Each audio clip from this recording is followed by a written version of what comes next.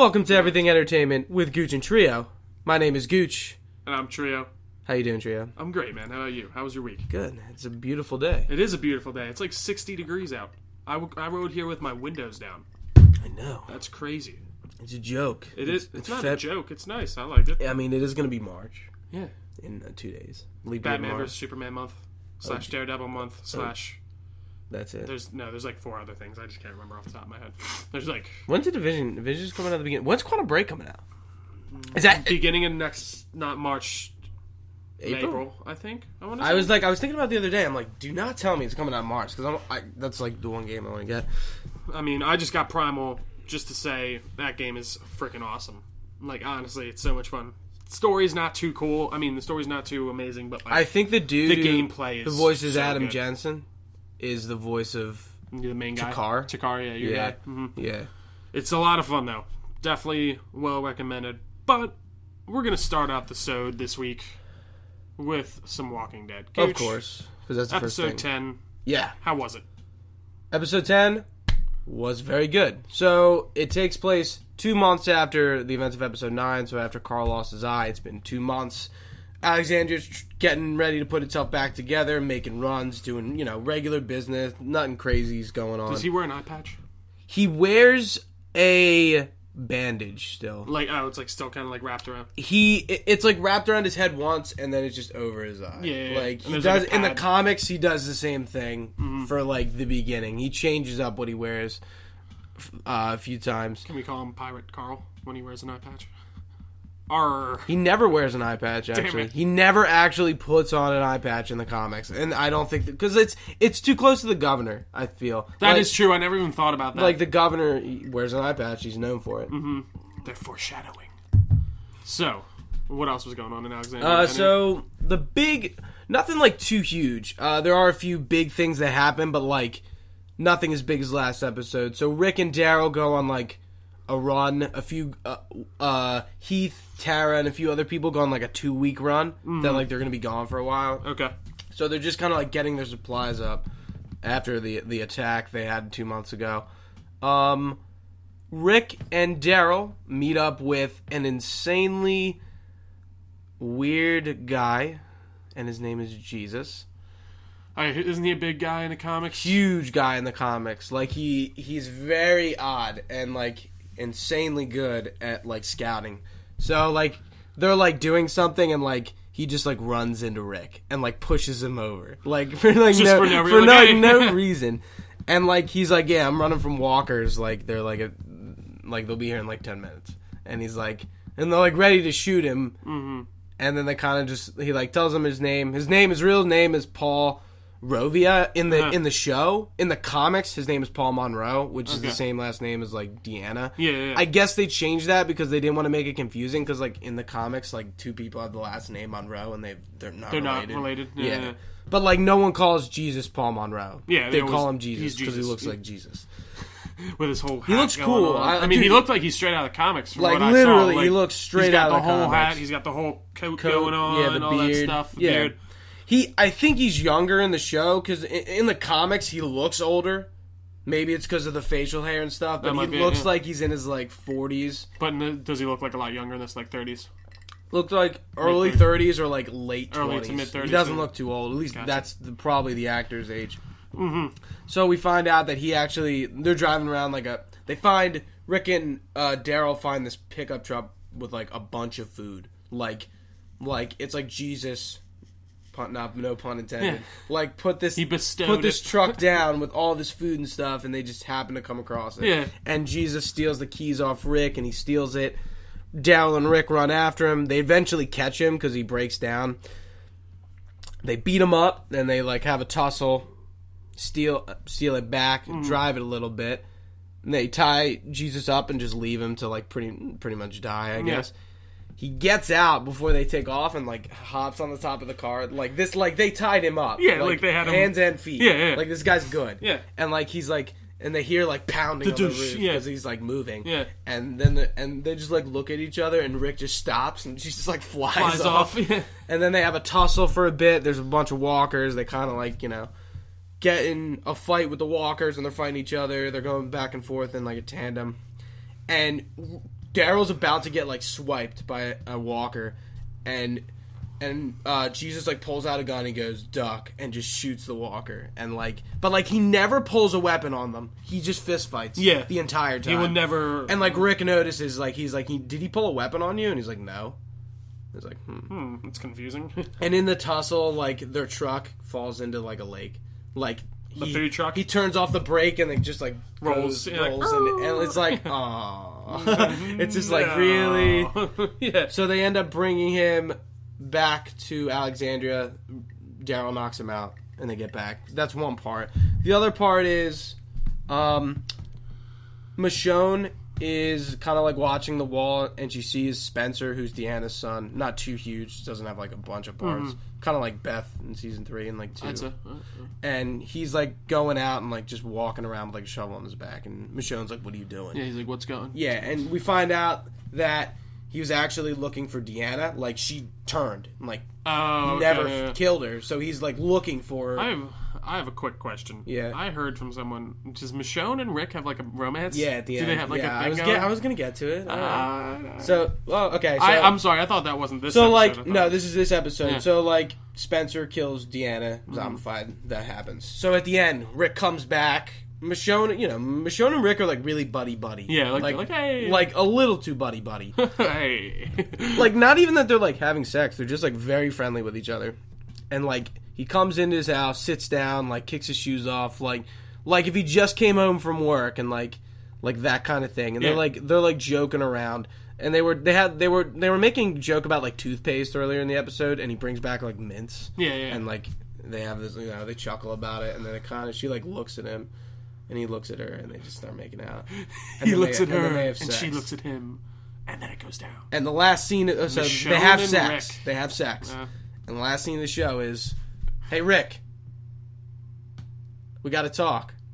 And it's Jesus standing there. He was knocked out. He got out of the cage he was in, and he found Rick. And they're both naked. Yeah. And they both just get up. Rick has a towel, like, on his junk, gun in hand. Michonne, no towel, just, like, ready to kill him with a sword. And it's just like, whoa. Like Jesus is talk. Good. Yeah. So, that's pretty much setting up a comic, what they're doing next. So, like, they're going to do Negan and a community called Hilltop, which is insanely important, like, on top of each other. So, like, Negan stuff will happen and Hilltop stuff will happen. So, like, Jesus is from Hilltop. Okay. He's their, like, scout.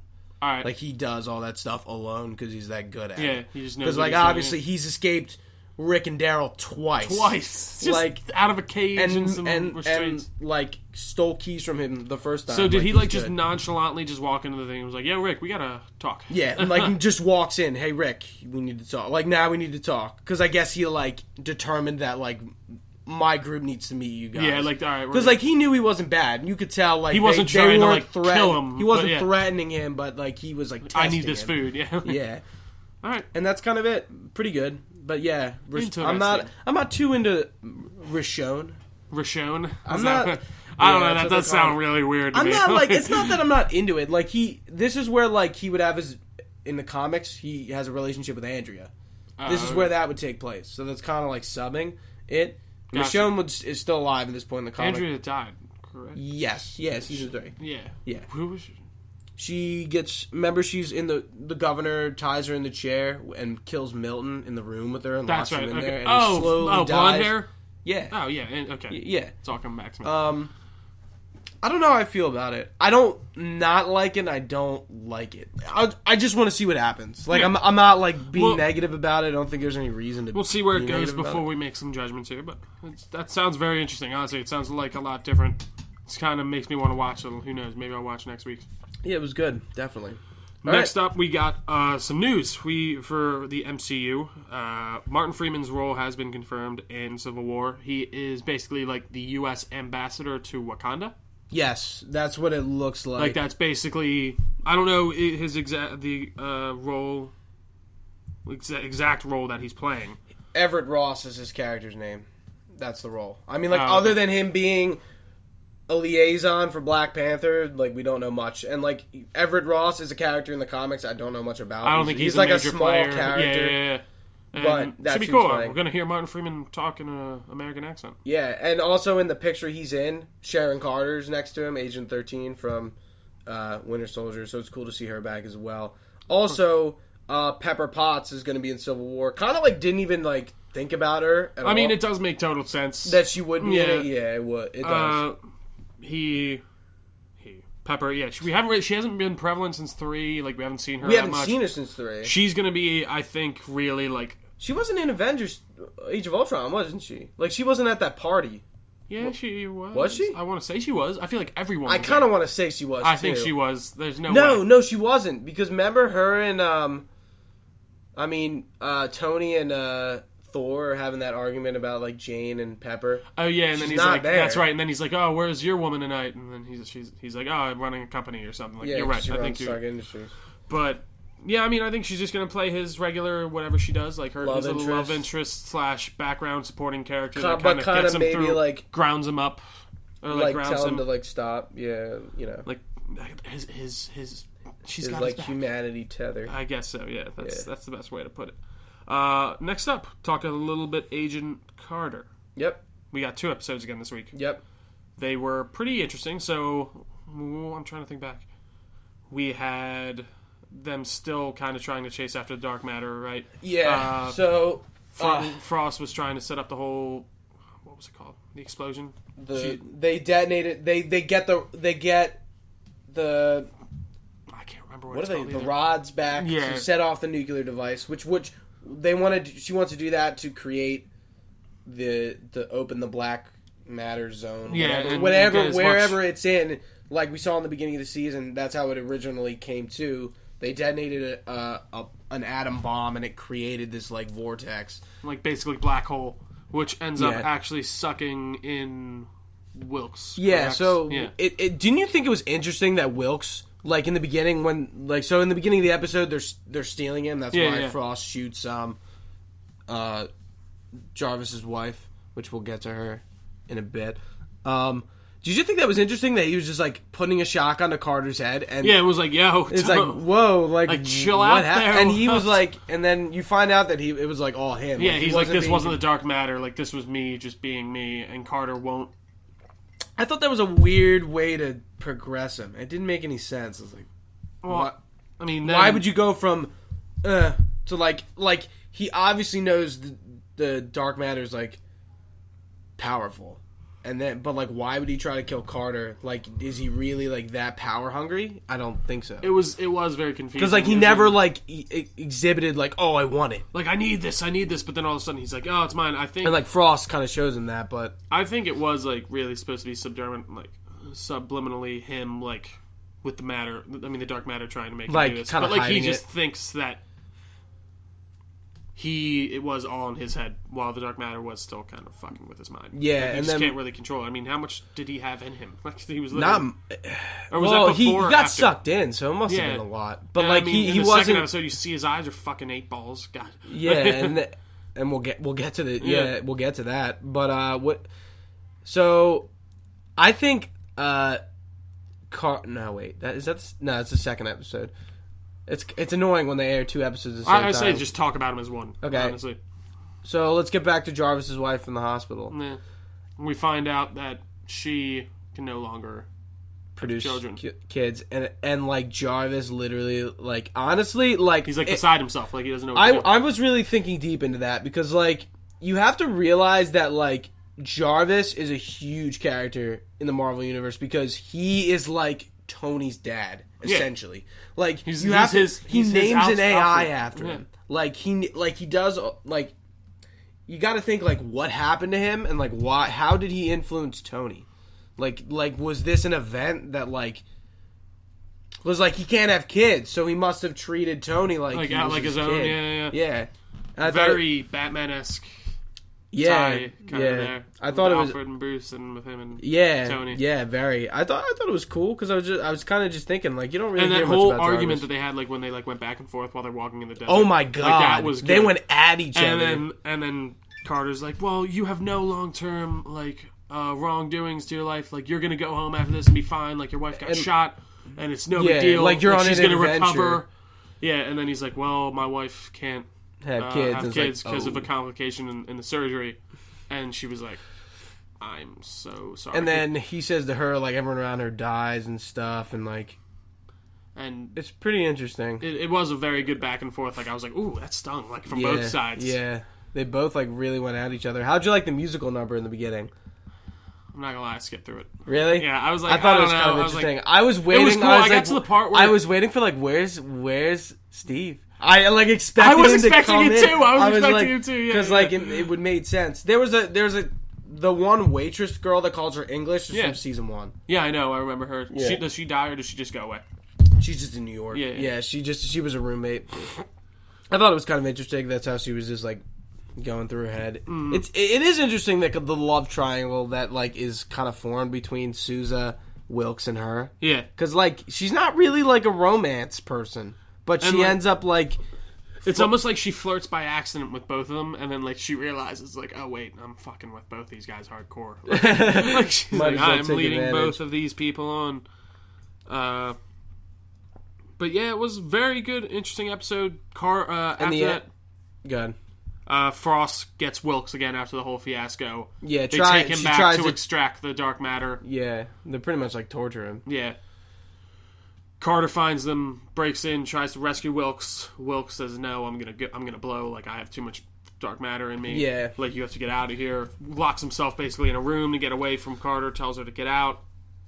Ends up going and blowing up, and we just don't. That's where we're left off, pretty much. How did you like the stuff with Jack and like Jack like going back and forth between like I'm on your side now? It was honestly extremely confusing. I was like, what is he doing? Like I was like, wait, is he? I knew when they set up like when they were on their knees. I knew that was like the setup. Like that was their plan. Like they were getting planned to get and take back to HQ. Yeah. And then they got back, and Vernon Mass was like, "All right, I'm on your side." I'm like, "What?" I know. I was like, "What?" I was like, "You guys are working together?" It was very confusing to me. Like I just didn't really get who was on each other's side but until the end. I like how Jack, like in the end, was like, "All right, I'm gonna set the gamma cannon to like just blow up and kill you both." So like. Fuck it. Yeah, like that'll just kill us all. Because like he's like, oh, it was like I want the seat on the council for myself. JK, I just want you to die. Well, that about does it for Agent Carter. We will move on. We got some Deadpool 2 news.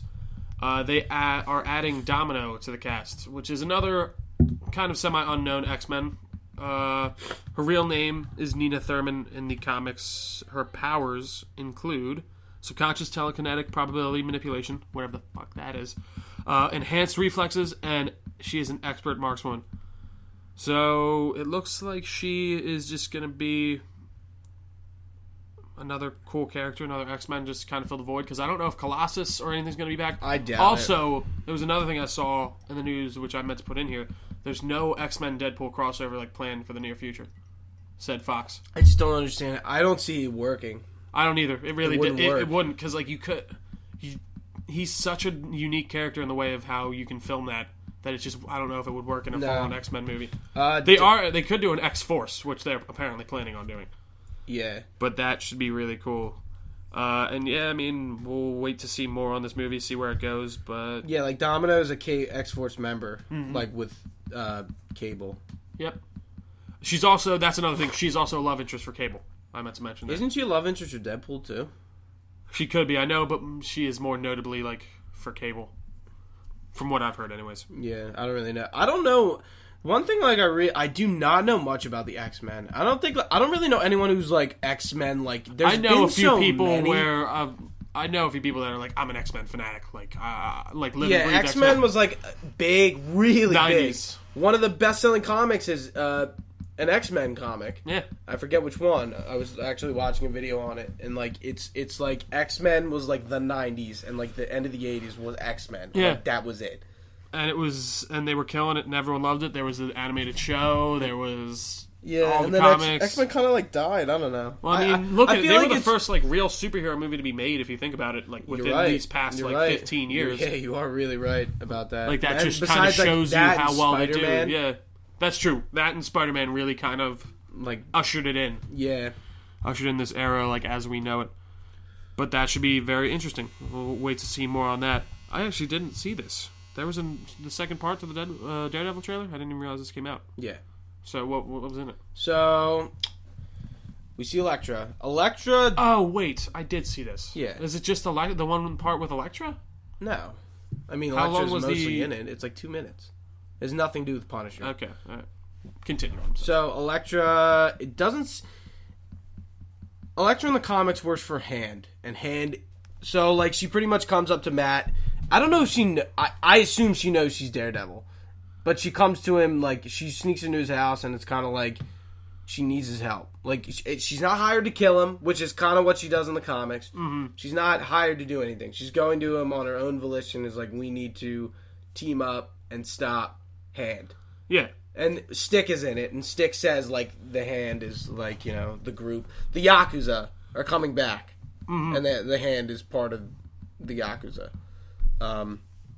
Because, like the Punisher killing all these gangs, she's like, oh, like, you're literally, like, giving the Yakuza free reign right now. Like, you're killing all these gangs that, like, contested them, and now they're just gonna come back. And take it over. Yeah. So that's kind of, like, I kind of haven't thought about it. Like, we really don't know the plot of Season 2, but now we kind of do. Like, Punisher might be one part of it, and then the Hand is gonna be the second part of it. Yeah. Because, like, remember in Season 1 where, like, that kid...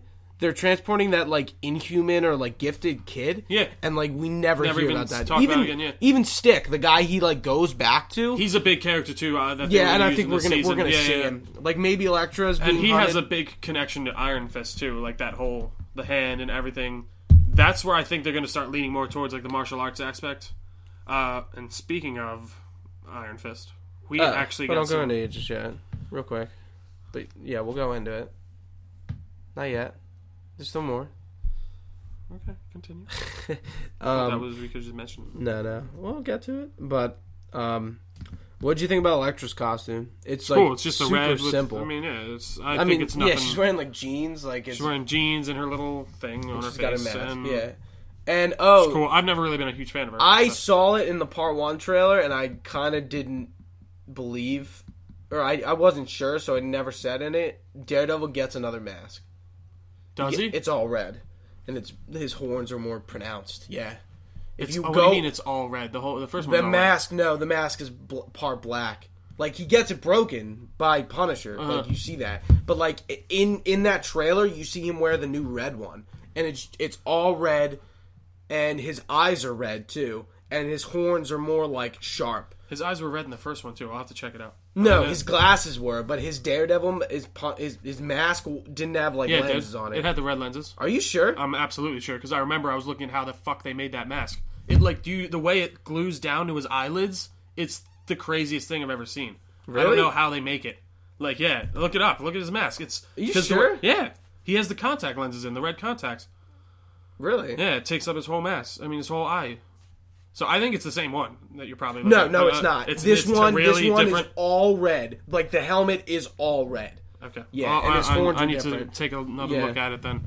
Interesting. Yeah. When are we going to see the DD on his fucking chest? I don't think we're going to see it. I don't like that, to be honest. Really? That's my favorite part. I don't like it. I think that makes him. I mean, like, maybe if it was, like, in the corner. That's what I'm saying. I don't mean the big DD. But, like, when he wears the yellow... I like it when it's like this. When he wears that yellow outfit, it's on his entire chest. I don't like it. It's in most original ones, it's all on his chest. Like, where it's just the big D. But anyways... Going back to the Iron Fist stuff. Yeah, we got some casting news. Yeah. Daniel Rand has been cast, Finn Jones has been cast as Daniel Rand for Iron Fist. Who is Iron Fist, yes. So Finn Jones, you probably don't know the name. He is Sir Lars Tyrell from Game of Thrones, so he's the gay brother of Marjorie. Yeah. That's pretty much what's his name? Baratheon's brother had like a thing with... Yeah.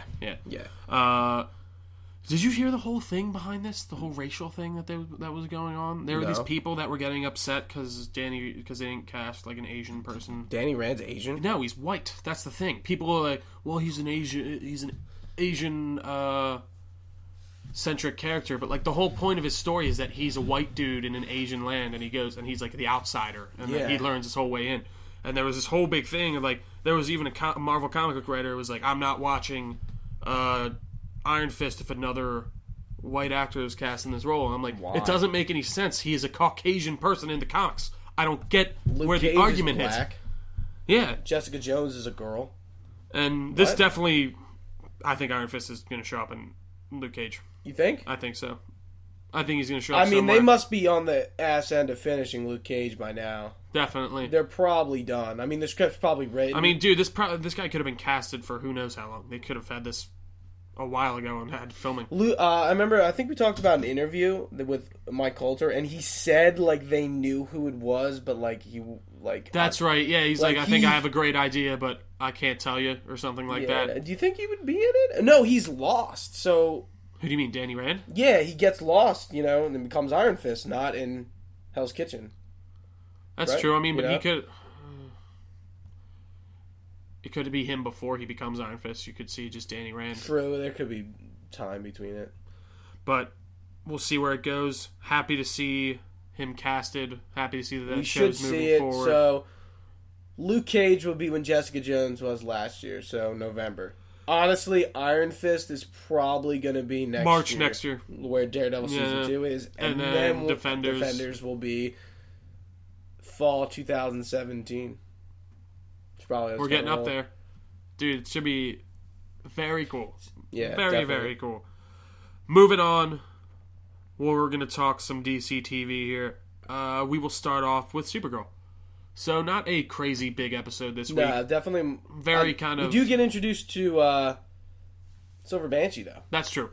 We see Silver Banshee's alter ego. I forget her name. Dude, it's weird. Even they say it in the show. It's very weird. Oh, no, what is it? Kat basically brings her in as Siobhan extra... Smythe. That's her it. name. But it's spelled like Siaoban. It's like weird. It's like, oh. Yo, Kat's being a bitch. Dude, she's annoying the shit out of me. Like, in this episode, Like- I was like... I love how she's like, Relax. yeah, she's like, well, you don't care about anything. You didn't know I got my son. Like, fuck you. Like, No, I was really annoyed with Kat. It Like, was she is like a like, bugging me. She's supposed to be like that kind of character, but like this episode, I was like, shut up. yeah, like she's like, oh, well, you're not. If you can't do your job, oh, and I want to punch the girl in the face, Siobhan or whatever. Siobhan, And she yeah. was like, yeah, someone has to do your Yeah, job. and she here eavesdropping on like Jimmy and Lucy. Lucy Lane. Yeah, the conversation. She like closes the door. Yeah, because he sees her. He's like, what the hell? He like closes the door. I love it. So what do you think's going on with her? Like, why do you like? She seems to be in like a really odd position where like she's doing like she's up to something. I think she's just right now. She's just trying to be the girl that gets ahead in the office. She's just that mean, bitchy girl at work that wants to step on everyone else to get on top. I think she's looking to be like the Cat Grant. She even says it in the show. She's like, I'm looking to be the next Cat Grant. And I think that is kind of all her motive is right now. I think so. I don't even know exactly how Silver Banshee like comes to be in the comics. Yeah, I have no idea. So we'll see how they treat that in the show and see how they bring it out. Yeah. But right now, I just think she's another working girl just trying to be a bitch and get ahead. Yeah. But we'll see what greater like depth of anger or something happens. Like maybe something happens with Supergirl and she doesn't like Supergirl for some reason and she already just doesn't like I guarantee that's what's gonna happen. So what did you think about like their villain of the week? The bounty hunter? Or Was this the jailer? Like I don't know what his name is. I don't know if he has an actual name. He was basically like a guard from Fort Ross, which was pretty cool. And he was doling out justice as he see fit. To people who were living like prisoners. To people who were doing bad things and also people who were like trying to make an honest living on Earth.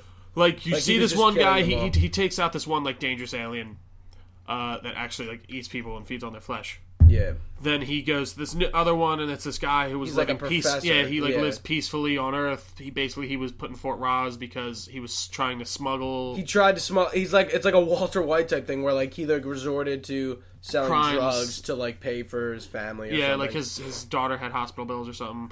But yeah, then the guard meets Kara, and he's like, "This is how your mother would want." Who's posing as a cop? He was like, This is how your mother would have want justice doled out, swift and vengeful, or something." And he's like, "I'm disappointed that you don't see it that way." They end up taking the guy down. Do you think they reference Lobo at the beginning? When they said what? They're like, "We could be dealing with an interstellar bounty hunter here," and then she's like, "You don't think he's in town?" And, yes. And then he's like, "No, we would know about it." Like I was like, "Wait, they did reference is that Lobo?" Yeah, like I thought that was a cool little. Like he's in it basically. I know who he is, but like whose villain is he? I don't know if he's a specific person's villain. I just think he's That's an interesting. ever-present. Do you think they do Loeb? I don't see why they wouldn't. I would see next season. I feel like right now, like Silver, they're still got Silver Banshee and Maxwell Lord to finish up, plus the Flash crossover in a few weeks. I mean, I think Lobo could be an easy one. When is the Flash crossover? Is that in March, 20, right? I think. Dude, that's cool as hell. I thought that's coming that soon. I'm excited. Still wondering how they're going to treat that. Yeah, there's no allusion to it, and especially in Supergirl. Like, we could see how they would do it in Flash, but it's not going to be on Flash. And I mean, I think that about does it for Supergirl. Anything else? Yeah, that's pretty much it. Next up, we have this. We're going to the Flash, and this one was a weird one for me. So I'll start off. Basically, we had the whole episode was about King Shark. Yeah, he comes in. Cool. He escapes. Cool to see him come back. Yeah, the effects for King Shark, dude, they were like, on awesome. Fucking yeah, point. like when he jumps out of the one tank, I was like, man, that looks awesome. Yeah, this episode, like, I gotta give it to him, was probably one of my favorite episode of season 2 so far. So King Shark gets out of meta prison, who's owned by Argus, and Lila's now in Amanda in charge, Waller's position. of Argus. So we do see Lila and Diggle come over from Star City, Which was really cool. I like seeing Diggle on Flash. Like, it was nice to see him. It was nice. A nice double dose of Diggle. Yeah, and they warned Barry about like King Shark, and that's pretty much like They're what kind of happens. Caitlin's dealing with Jay's apparent death. Yeah. And like she's kind of taking it her own way. Cisco gets freaked out that getting she's turning into Killer cold. Frost. She's getting cold. But yeah, so like and Wells tells them to not tell like Joe, Iris, or Caitlin about like their other selves, their alter egos on Earth 2. And they end up telling them. They end up tracking down King Shark, take him down. I'm trying to think. Anything else big happened in the King Shark department? How about with Barry and Wally? That's right. We had some confrontation between Barry and Wally. Wally's this week. like kind of a dick, dude. Wally like comes off very weird. I'm like, not really like you could tell Barry's not really into it to begin with. Like you can tell like he kind of doesn't care. And like it's not Joe even, is like, kind of like getting him like. Like Joe, like Barry's like not your son in a way. Like you don't have to like force. I don't even think it's that. It's I think weird. they obviously could be friends. I mean, he might as well be Joe's son. Like he grew up with him. Yeah, they might as well be brothers in that sense. And I get it. I think it's just like Barry. It's not even that Barry doesn't care. It's just that he has so much other shit to worry about right now that he's just like, I don't care, Wally. Like I like not even like. Do you get what I'm saying? Does that make sense? Yeah, like he's got more important things to deal with right and now like than you can think about like, bonding with his you stepbrother. See it. Like he's just like, all right, this is how you fix it. And he's like, thanks. you just trying to rush through it, or where you got to be? That's like relax. Like he's even like I'm just. How old is he supposed to be in the show? I don't Wally? know. Because he's supposed to like. Have you ever watched Young Justice? By the way, He's a kid. yeah, I know. But have you ever watched Young Justice? No. You really need to watch that. It You sucks have they Netflix. discontinued it. Yeah. Apparently, they might be bringing it back for a third season, but I really like it. You should really Netflix check is it doing out. it? Yeah, Yeah, that's I what heard. they're supposedly doing. But yeah, like I want him to be more of a kid than an adult. Yeah, an no, adult. I agree. I agree. But I mean, who Like knows? they Maybe already they can make it have cool. you seen the trailers for next episode? Yeah. We're getting a female speedster. Oh yeah, that's right. I forgot. What's her name? She's like in the comics. She's made by like Lex Luthor. Yeah. I don't know who she is, but like, what's her name? I don't. Trajectory. Yes, that's it. Trajectory. I don't understand. Is she like a villain? I mean, like not getting into it too much. I don't know. Because she like to be steals honest, stuff. I know. I'm usually pretty versed on my speedsters too. I actually did not know about her before this. Because she's not like a Flash person. She's made by Lex Luthor, you know. Hold on, I'm gonna trajectory. Phew. Yeah, I don't know how they like. I don't know where they're going with Wally. I really don't. Like I don't like. They're not giving him like a story. He's just kind of like you can tell he's cool with Joe and Iris, but like now we're moving on to Barry with that. Yeah. So her real name's Eliza Harmon. Originally from Manchester, Alabama, she was chosen by Lex Luthor to participate in the Everyman Project. Yeah. After which she came to him begging to be granted super speed. Her wish was granted, and she became a member of Lex Luthor's new superhero team. Is she However, a speedster though? she has to be. I mean, she's granted super speed, so there's a lot of. It's weird. Can you be super fast without tapping into the speed force? I mean, there is like Hunter Zolomon in the comics. He isn't a speedster. He is the way his powers works is that he manipulates time. Time, yeah. So he doesn't actually tap into the Speed Force at all. Really, if you want to do some cool stuff, have you ever heard of Variant Comics? Variant? Variant on YouTube. Yes. He does some really cool like histories of stuff where like you can learn a lot. Like look up. He does a history of the Speed Force, which is really cool. History of the Flashes. Not to get too off topic. Sorry. But yeah, it should be really cool what they're gonna do. I don't know exactly, like I said, too much about trajectory. Don't know where they could take her. Yeah. So getting back to this episode, we got a nice little tidbit at the end, which right. was I just like that I was right. Are you right? Who is it? It's got to be Hunter Zolomon. Who else would it be? You weren't right. I knew it. I said it was Jay Garrick. I said Hunter Zolomon. No, I said I thought it was Jay Garrick. Like whether it was Hunter Zolomon or Jay Garrick, it's one of them. I'm not gonna lie, I didn't like the way this was handled at all. Really? I thought it was so dumb. I thought it was so tacked on at the end. I mean, they would did have rather throw it. Like I would have really rather them wait till so next like episode. we didn't really say it. Hunter Zolomon. We see Zoom bring Jay Garrick back to Earth 2, and he unmasks himself. Well, he drops him. Unmasks himself. He's dead. It looks like he's definitely dead. Like he's like he unmasks himself, and it's Jay Garrick, or we should Hunter say Teddy Sears underneath the actor because we don't know who it is. Yeah. Like honestly, this reveal was more confusing than it was. So here's what I think. I think there's two a twins. reason why Jay comes up to Caitlin and goes, "She couldn't find Jay," you know. Doesn't make a lot of sense why she couldn't find him. No, I think I think the person that was killed, that was Jay Garrick. No. No, actually, that is Jay. I think that is 100% Jay Garrick. What I think is that there are two sets of twins on each Earth. I think that there's a Hunter Zolomon and a Jay Garrick on each Earth. I think they were twins separated at birth that Jay did not know about at first, and neither did Hunter or whoever in the next. So I think that there's four. I know. So I think it might either be Earth 2 Hunter Zolomon and then the guy in the mask is Earth 2. I'm sorry. Zoom is Earth 2 Jay Earth 2 Hunter Zolomon. Yeah. While the guy in the Iron Mask. The guy in the Iron Mask is Earth 1 Jay Garrick. Yeah. I think so. I am.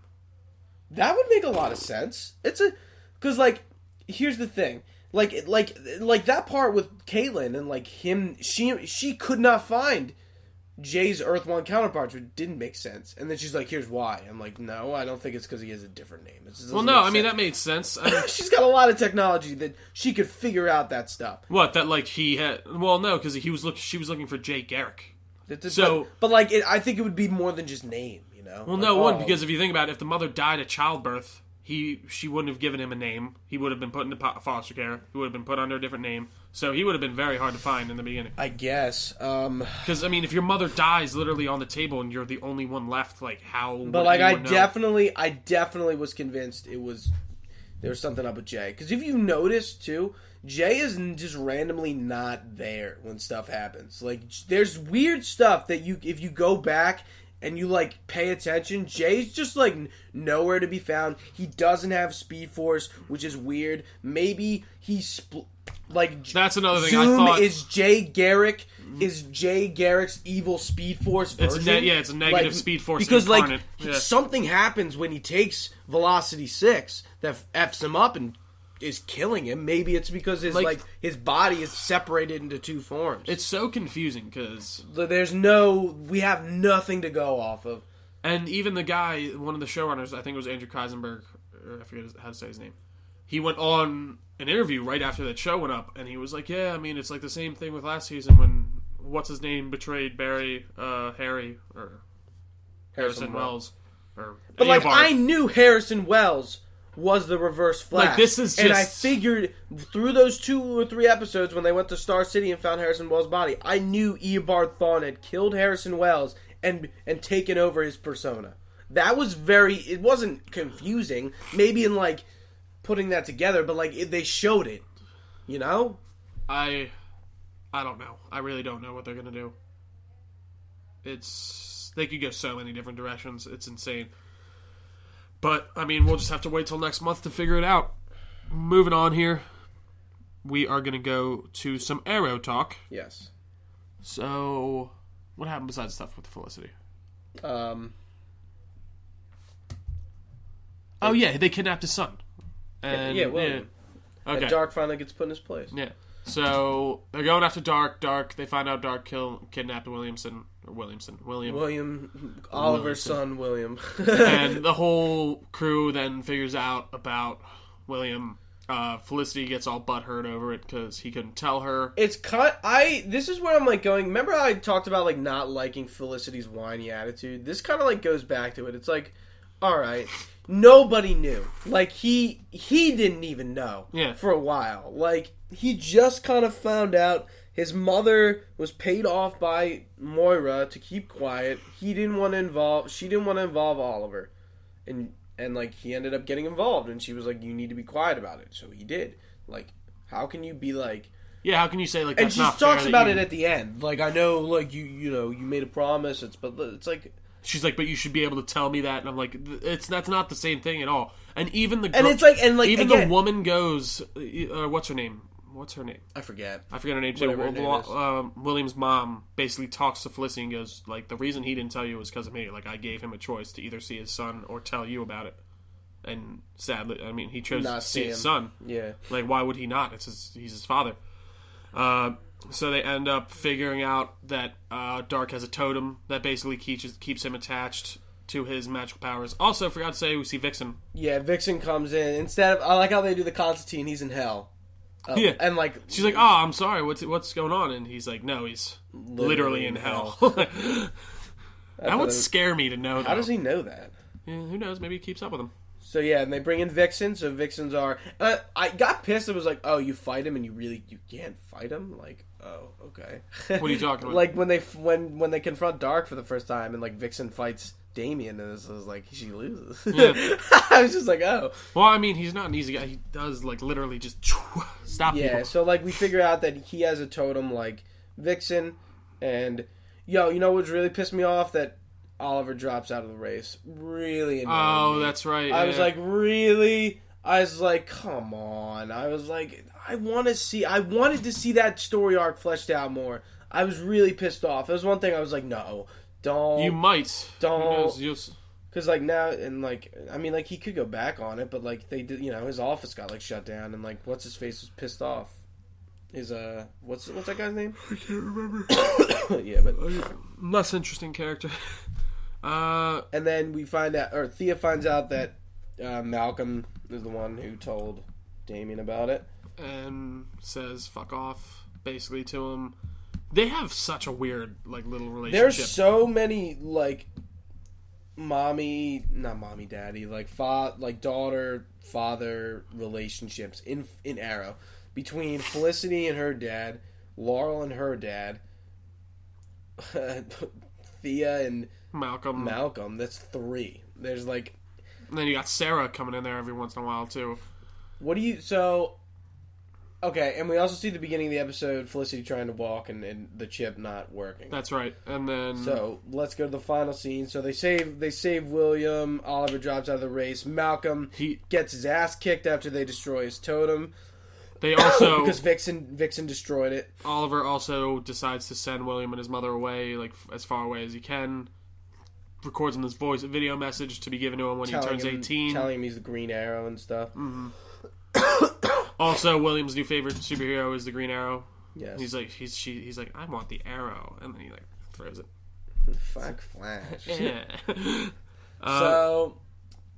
Yeah, Felicity comes in and just gives him this whole spiel about Wheels in. Yeah, just gives him this whole spiel about how like he should still have been able to tell her like, and he like, puts the ring on the table. And she I'm like, does, yeah. Oh my god! And then we knew this was happening because we saw them after whoever dies funeral. She has that ring on. Yeah. But yeah, and then she gets up and walks out. So yeah, like her leg twitches and it starts working.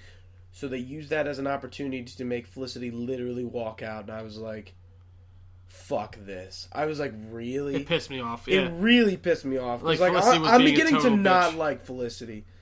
We were talking about this. We were like, she has like no come on. Like there's no reasoning there. Like that was a huge scene. She's been in a wheelchair for what? Like half of me kind of likes it because it does make me like switch up. She gets up and walks out. And I was like, oh my god. Were you pissed that she got up and walked out? Would you have been less pissed if she just rolled out? Or is that what's getting you here? I think it's like both because like that was so powerful. But that's like what the I fact liked. that she could walk and she physically walked out on him. So it did really make the scene impact though a lot more. Did, but I do like I hate it, but at the same time I love it because it does make you feel like what the hell. I just don't know what's going to come of it. But it looks like Malcolm is going to play a bigger part because like Damien's in jail now. So it looks like he's going to kind of take over his role as their Star City maintenance dude, if you know what I mean. Yeah, they're kind of chief out there. In Hive, yeah. So we'll see. So Flash and Arrow don't come back for another few weeks. Why though? I don't know. They always take a break like this, and is Easter that week though? I think so. It's something around there. Because I was like, is this for Easter or something? But like Legend Tomorrow is still on. We'll get to that right now. Yeah. So Star City, 2046. Yep. 30 years from now. Yep. Oliver Queen, one arm, has a beard. He's very old. And living in his the cave under the Arrow cave underneath his old campaign office. So they get to this. So it starts out. Teams in 2046 Star City. Who we think is Deathstroke. It is Deathstroke. He's not. He's not Slade Wilson. It's Grant Wilson, Slade's son. Who's actually a different character in the comics. Yeah, his name is... No, wait. Grant Wilson becomes Deathstroke in the comics. He's another son. But he is called something else, like as like... Like some people were thinking they were going to do Ravager. But that's who it is. No, Ravager's in season 2. What's her face? The girl who took over Queen Consolidated. She's Ravager. Really? Yeah, she was. Oh, that's right, because she has the whole mask on. And but there's another dude. It doesn't matter. But yeah. So Grant Wilson takes up his father's mantle, and it's pretty much like a Bane, Dark Knight Rises type of like takeover. They just went like everyone gives up on Star City. Everyone's gone, and all these gangs just rule it. Yeah, it was like it's almost like Arkham Knight, like literally Arkham City. Or like Arkham City or like Dark Knight Rises where Bane takes over Gotham. And just literally lets the criminal element run wild. We find out that Connor Hawke is literally fighting alone and that he is taking up the mantle of the Green Arrow. And he thinks Oliver's dead until we realize he's not. So what do you think about Mick's development in this episode? Thought it was really cool. Like you really kind of saw this sharp divide happen between Cold... Excuse me. The hot and the cold. You see that. Oh my God, Snart really kind of has been the brains of the operation the whole time. And he sees it. You see, he's got like a pretty decent side to him. He does. He's like, we need to be good. We need to help them take out Savage. We need to leave, Mick. Yeah. Like, what are you doing, man? What are you doing? What are you doing, Rory? He's like, I'm not trying to set up shop here right now. I'm not trying to set up shop here. In that voice. Yeah, always does. He's like, come on. They call me Snug. All the Captain Cold jokes aside, yeah, there's some tension growing. And they get like... He doesn't want to leave. Mick doesn't want to leave because he sees this time as like what they've been working for. Taking advantage of like no rules, no cops, can take whatever he wants, has a gang that follows every whim. And Cold's like, nah, dude, we need to help the team. We need to go after Sarah and Rip and help them out. Meanwhile, Rip, Sarah, and... That's it. Yeah. It's Rip and Sarah. They're looking for this part to fix the ship to get them out of 2046 so they can go back and correct the timeline. And Sarah's really having a hard time kind of differentiating all this and like seeing how it's just like a possible future. Yeah. And also Connor Hawke, I really like the way that they handled him, like how he's Diggle's son. They eventually go to the Arrow Cave with Connor Hawke because he gets injured, and we find out that's where Oliver's been. He is old, one arm. We don't know, and he pretty much tells us that everyone is gone or dead. So I mean, like Laurel, Thea, Diggle, everyone is dead or gone. They don't explain how because there's just no reason to. No reason to. And then we find out Connor Hawke is actually John Diggle Jr.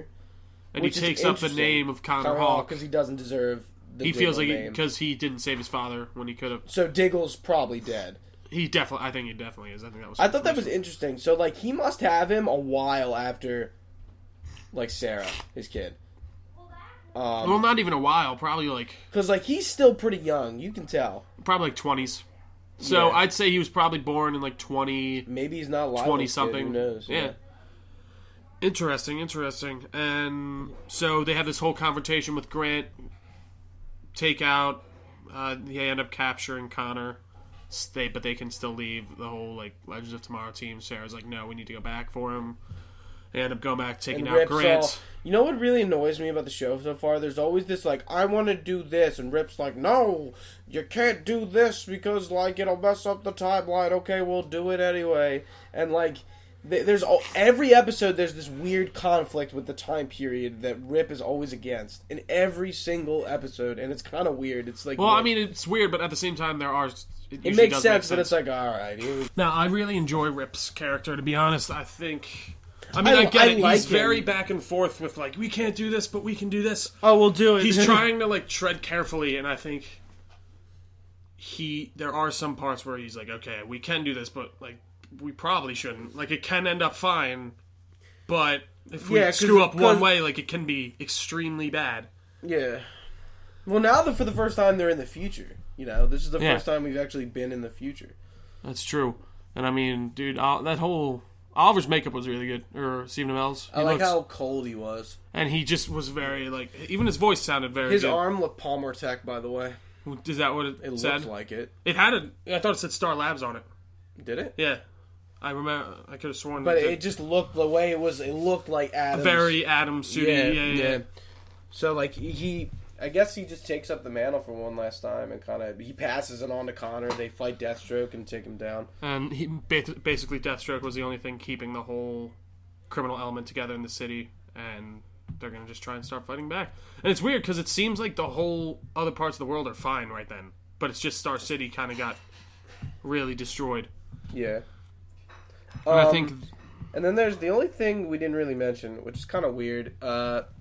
Jackson, like, Ray trying to pick up Kendra. It's kind of like... I thought it was just funny filler time. It was filler. Fun. It was, and I thought that's a good way to put it. I gotta admit, it did make me laugh a few times. I really like it wasn't vital to anything. Stein's awesome. He's probably one of my favorite characters. He's Victor Garber. He's, like, very, very good as Stein, I think. He really kills it. I like him a lot. And then, Captain Cold ends up knocking Heatwave out and, like, throwing him in jail. And, like, it looks like... And if you notice when they sit down to go to the next time at the end... Instead of Heatwave and Captain Cold and Heatwave, it's sitting next Ray to each other, and Heatwave and Captain Cold's alone. Mm-hmm. I think that's interesting. They're gonna have this, like, you know, kind of split between them. Yeah, it should add a nice new dynamic. And that's kind of it with Legends of Tomorrow. Moving on, we got a new story trailer for Uncharted 4: A Thief's End. Yeah, so this is definitely the last Uncharted game. Have you played any of them? Nope. No, not one. I know, Nathan Drake, and other than that, I know his partner Sully. And, like, other than that, I know nothing about the game. I don't really either. I'm actually thinking of getting the Uncharted It looks good. collection. The trailer was, like, really deep. Dude, the graphics look so good. Yeah. The engine. It looks very interesting. I can't wait to see how they're going to end the series. Yeah, but it looks like the story's involving, like, either some new people, some old people, and, like, they're going on, like, one last oorah. I know his brother's a big going to part be, like, of it. a make or break thing. They're looking for this pirate treasure of some sort. I don't know too much about it. Honestly, I'm probably going to go into it knowing the exact amount I do. You should get the collection. I think I might. I was totally thinking, I'm like, I've never thought about getting a PS4. I'm like, maybe I should do it at some point. I mean, dude, I feel weird. Dude, I literally was thinking about the other day. I was staring at both of them. I'm like, man, I'm so happy I have both of these. Because my brother was trying to get me to sell my PS4, and I was like, no. Like, I only paid $400 total for both of these, so why would I? Yeah, I would have to pay in full, as in, like, where Xbox, I kind of traded a bunch of games in towards it. So, I mean, dude, I think it's well worth it. And there was something else come up with Uncharted, this trailer. So in the original version of it, there was a picture that they kind of stop at, and you'll notice a picture. Yeah, it's like a picture frame. Yeah, and the picture was a picture of just some, like, landscape, and the landscape happened to be concept art from AC4. And I'll pull up the article real quick. Like, dude, what they honestly probably did, they probably Googled something. And threw it in there. Throw that in there, like, and didn't even vet it. No, you're right. They just weren't even thinking. So at the 136 mark, which you can watch below, zooms in on a framed piece of artwork hanging on Drake's wall. Amar Azia He's the head of content for Assassin's Creed at Ubisoft Montreal, and he pointed it out in a tweet. And he kind of went like, and he was just like, "This is the original one. Can you see the difference?" It's like the only thing that's different is like, there's a man like to the right. Yeah. And is like searching Google with that image. Indeed, turns up the result of the Black Flag concept art, and Polygon. This is the articles from Polygon. They reached out and they got no answer. And Ubisoft representative didn't talk to them either. But what happened was Sony took down the trailer and replaced it with a new version with a different piece of artwork. Naughty Dog, in a post on its website, owned up to stealing the artwork and apologized for doing so. Quote, "In our eagerness to get the story trailer out, we made a regrettable mistake, and it didn't thoroughly vet the artwork used for an in-game painting. We've already updated the trailer," said Naughty Dog, "and we hold all industry in high regard and take full responsibility." It seems like they were like literally something was just like, we just needed something in that picture frame. Like, look up like a desert island. And then he Googled desert island, that came up, and he's like, go. Yeah. Like, I don't think it's that big a deal. Yeah, and they all... Obviously, it happens. They want to sincerely apologize to everyone, Ubisoft, the Assassin's Creed team, the original artist, and our fans. I don't think it's... It's a big deal because it's like stealing someone else's work. It's what it is. I mean... It's a big deal. Yes. It's a picture frame in a game. It's a big deal. It's someone, I mean, I'm not like thinking... someone drew that up and like another game company's like, I'm going to use it in my trailer. Like, it's a big deal. I don't... But then why isn't it a big deal that I can Google another picture and then I take that one and then that's not a big deal? I mean, maybe... I'm just saying, it's gray areas. Maybe they weren't going to do that because, like, it's not like they're selling. You know that people buy like stock images for that. I know, but like no one's selling Uncharted 4: Thief's End off the basis of that fucking picture frame in the trailer. Yeah, but I just don't think it's an that issue big with a deal. copyright. That's what it is. No, it's a huge deal. Like within like industries and like yeah, I get that. ups, They definitely did the right thing by taking it off. But I mean, I just don't see it as like wow, they took that guy's work. That's not fair. But anyways. Moving on, we got some other Sony news. They filed a patent for a glove controller, which is weird. So it looks like it's going to be integrated with Project Morpheus, PlayStation like VR. It's like the evolution of the Move controller, which was a flop. Which I'm really afraid that's what. Move was like so badly received. I think they both were pretty badly received. I think to be people, honest. yeah, especially on 360. I think Kinect on the One is way better. Honestly, but we're never going to see that's never going to be used. No, you're right. Which sucks. And I know a lot of the interface stuff does help. I mean, hey, it's pretty interesting. Again, I think VR. It's going to take a lot for VR to get up and going. Dude, did you hear about the HTC? The HTC Vive? It's like $800. Like, who's gonna buy it? No one. Dude, I'm afraid about like PSVR. It's not gonna work if they can. It's just the price, and I mean, it's not like $300 is a lot to spend on something on a I peripheral totally for agree. other games. I totally agree, but the thing is, you're not going to be able to make it for anything if you don't sell it that. It's so tough because, like, yes, I get it. Like, I obviously, if PlayStation VR comes out, they're like, all right, this is $600. I'm not going to get it. No, I'm not going to get it either. Like, even for Xbox. I do get it, but it's like, what do you want them to do? Sell it at $300 and eat $300? They die. The company wouldn't work. The way VR is going to be a very hard platform to get off the ground, and I just don't. I hope it doesn't fade away exactly like that thing does. In one of my classes, one of my professors was talking about it, and he was kind of like asking us what we thought, and I was just like, it seems so cool, like it's awesome. In theory, yeah. In theory, it's sick, but like when it comes down to it, you're like my school hasn't, like, my department in like my major hasn't. They bought an Oculus Rift. Oh, they did. And like some kids doing a research project with it, but like a school bought it. Yeah. And the Oculus Rift right now is like $300, and it's like the dev kit, whatever. But like, here's the thing: you're gonna have to sell a $300 peripheral and also sell the games with it. So like you're selling the VR. It's honestly all it's gonna be about is how much we want it. How much the customer wants it enhances the experience, and how much if they come out with something like it literally blows me the fuck away, and like I think it's the coolest thing ever, and I'm like, VR's the future. This is it. I'll pick that up in an instant. And there was a thing like Oculus was releasing a bundle for $1,500. It was Oculus Ready PC and Oculus, which honestly I think for like a very high grade PC plus your Oculus Rift, I don't think that's really a bad price point at all. If you want to get like a nice computer on top of it, yeah, good. I think that's a reasonable price. But it's the price point is really what's going to be what drives the nail home for this technology and to see if it even goes anywhere. We'll see. And this whole glove controller, if they make that like work very well and have it integrate pretty coolly, we can see some interesting stuff. Yeah, we'll see. And we're going to top off the show here with one last segment. Battlefield 5 is apparently rumored to be set in World War I. Yeah, so accordingly to a listing online by retailer, Battlefield 5 will be a tactical shooter set in World War I. The listing on a German retailer, World of Games, originally found on Twitter, listed it, and it also would be coming out on October 26th, which is, whatever. We talked about this yesterday with a few of our friends. We kind of had a discussion. We're on opposite sides here. In theory, I don't think it works. In theory. On paper, I don't think it works. Like, just thinking about it? Like, which is usually the opposite. On paper, it works, but in gameplay, it doesn't. It doesn't, yeah. I think on paper, it doesn't work, because World War I is not... It's like the beginning not very technologically advanced. It's the beginning of modern war, and everything was so fuddy-duddy and weird. Like machine guns were not efficient. They were, like, okay, they shot, like, a bunch of bullets, but, like, it wasn't accurate. It wasn't, like... machine guns were two-man things. Like, you couldn't just run around with one. Like, people still fought with, like, muzzle-loaded guns. Like, fighting in that style, nobody knew how to do. That's why trench warfare was, they sat there and they shot at each other, because that's the trenches. That's what they were doing. Yeah. That's how combat was fought. And they charge every once in a while. And they obliterate each other. And, like, it just doesn't, I just don't see it being efficient in a game.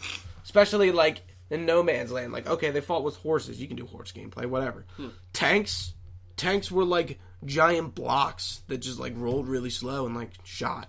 Like, they blew people apart, but, like, they weren't efficient, like, war machines. Yeah, I get what you're saying. That's my issue with it.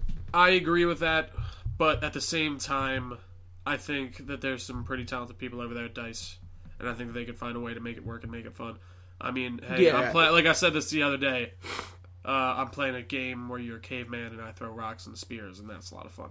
So I think they could make something pretty cool if they put their minds into it and really kind of dig into something. Yeah, like my rebuttal to Prima was, there's no recorded history, so they can make up a lot of the stuff. And it'd be whatever, because it's cavemen, who cares? Yeah.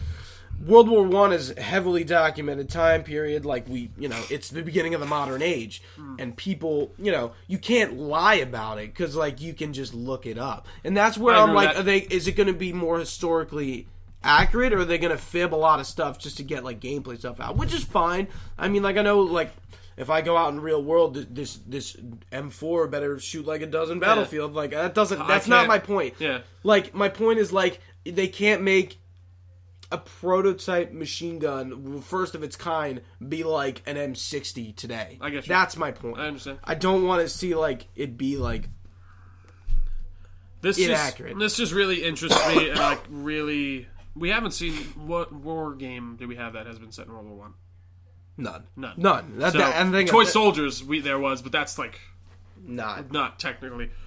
But that's why I think it hasn't been done. Civil War is maybe people have tried. I know there have been Civil War games, and it's not popular because they're just too. It's tough. It's weird. Same with Revolutionary. Yeah. Like you, it's not good for gameplay. Like, you would have to sit there and, like, it takes like literally like 3 minutes to load a musket. Mm-hmm. Like you're not going to do that between every shot.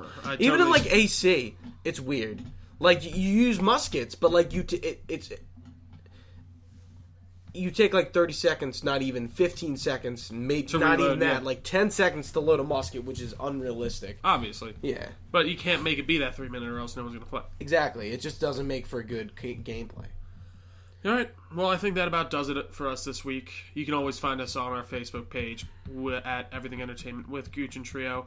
I think we should get a Twitter going probably soon, too. I'm going to look into that. Anyways, guys, till next week, I've been Trio. And I've been Gooch. Thank you for listening, and we'll see you next week.